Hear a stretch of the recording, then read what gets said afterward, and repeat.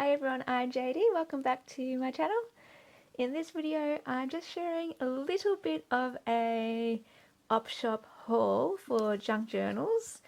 Um, so we've actually got 4 op shops in this town, and I try and go there once every couple of months or so just to see, with the turnover of stock, if they have anything. It's not the best op shops by any means, but I do like to go there to get book covers. So anytime I make journals out of book covers, it's from books at the op shop, just whenever I can get them. I especially love using the Reader's Digest books because they're just a nice size, and some of them have really nice covers that you can kind of use as a background anyway. And I've already stripped them. It's the first thing I do when I get home is strip the books. And I accidentally ripped this one, so I'm going to have to cover it up, which is a shame. I might just put like a pocket here or something, or I might cover up the whole thing, not sure. But it was a nice colour, so that's why I got it, because of the purple. This one is, I like it when you can get a book that has a really cool cover. So this is like very sturdy, and it's a good size. Like, size is so important. You don't want anything too small, and then nothing too big or too heavy. And this one is also kind of cool because it's like a everything you should know how to do book. And I thought I'd read it anyway, but it's actually quite boring. I read the introduction and I'm just like, no.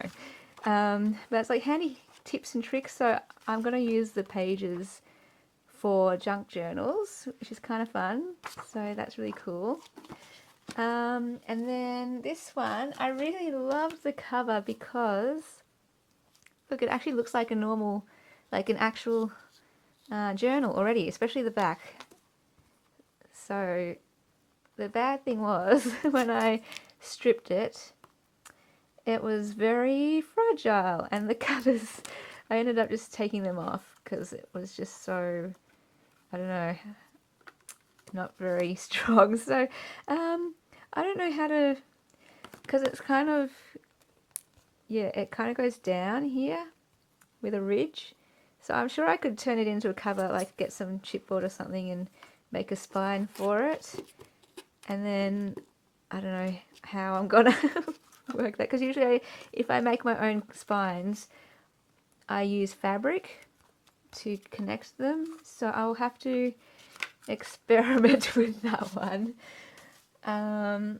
This one here is quite a large cover, so I might make a big journal out of it. I'm not sure. I don't actually like the classics. I wish I did.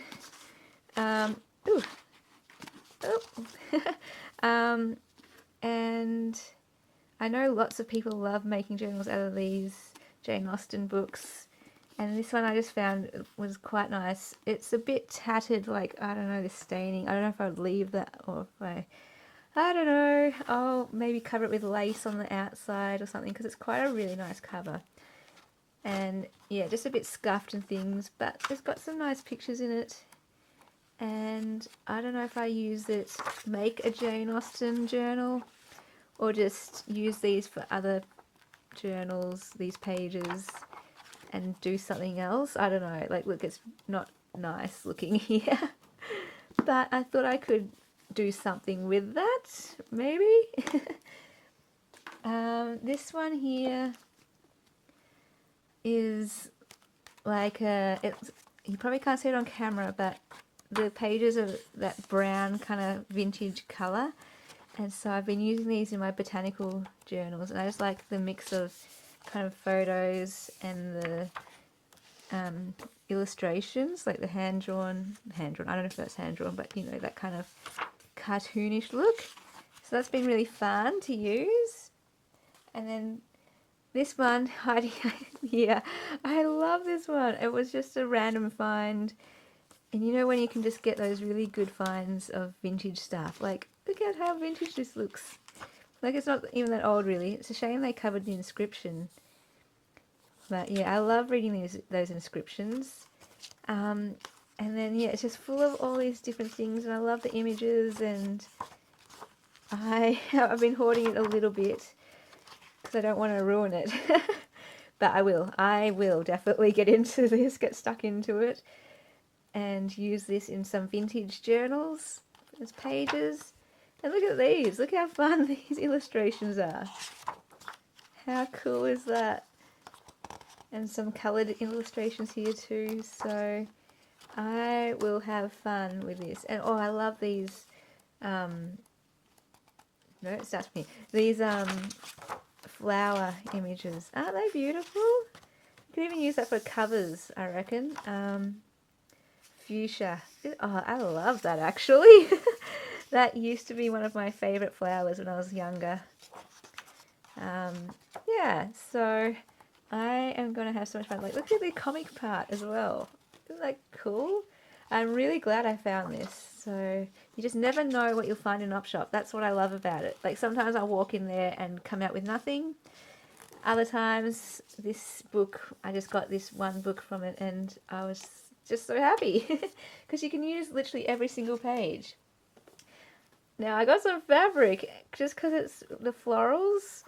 And it's nothing, I don't think it's like really anything special or anything, but I think it's quite delicate and nice and just soft. And yeah, I have already made a cover with it. And it's quite a lot. I'm not used to buying heaps of fabric. This is my first time getting something so big. Like usually I've only got 2 scarves so far in terms of fabric. But when I saw this, especially because of the blue flowers too, I was just like, yeah, I can do something with that. And then over here, I love this book. This is, it was one of my favourite books when I was a kid. And there was a certain one that I want to get, and I will get one day, for me to keep and to read. It's, oh, sorry about that, kind of this size. I just love the images, the drawings are so fun, and it's just got sentimental, memories for me. So I am actually, I know some people are going to be like, no, but I'm going to cut up this one and I'm going to make Snugglepot and Cuddle Pie journals out of it. So excited. And there's even some colour images in this one too, so that's lovely. It's just because I've got my heart set on a certain kind of, the one that I had when I was a kid, it was so scuffed and I think the cover fell off and I got rid of it when I moved and everything, but when I find it again, that's the one I want to keep. And then I also got this one, like a little one, and I will also make journals out of that too. Maybe a combination of the two, I don't know, we'll see what happens. But kind of inspired by, how people make Alice in Wonderland journals. That's where my initial inspiration for like a certain book theme was, and this just speaks to me, so I'm excited to make a Snugglepot and Cuddle Pie journal. I think I can definitely make more than one.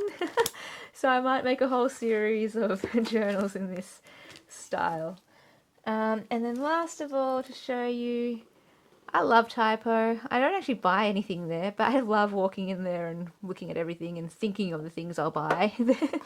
I just love notebooks. I collect them, as I always mention, and I love anything with stationery. And so I just found these in the op shop, and they're just like letters, and I thought that these would make great journaling cards. Tuck into little pockets in my journals. And they're kind of vintagey looking too, and I love how it looks like a typewriter type thing, and yeah, so that's kind of fun to have in my stash. So yeah, just a little bit of a haul, just because I saw other videos of people doing these and I was just like, I want to do it too, because I do get a bit excited about what you can find at op shops and things. So yeah, let me know what you think, and where do you get your best buys from? Op shops, or do you like to go online from Etsy, or do you more like to buy digital kits, or do you do the scrapbooking thing or craft shops? I don't know. I kind of do a mixture, but my favourite I think is the op shops, because it's like just a surprise what you will find, and you just never know. And you can get some real treasures. So yeah, hope you liked this little haul, and I'll see you in the next video. Bye.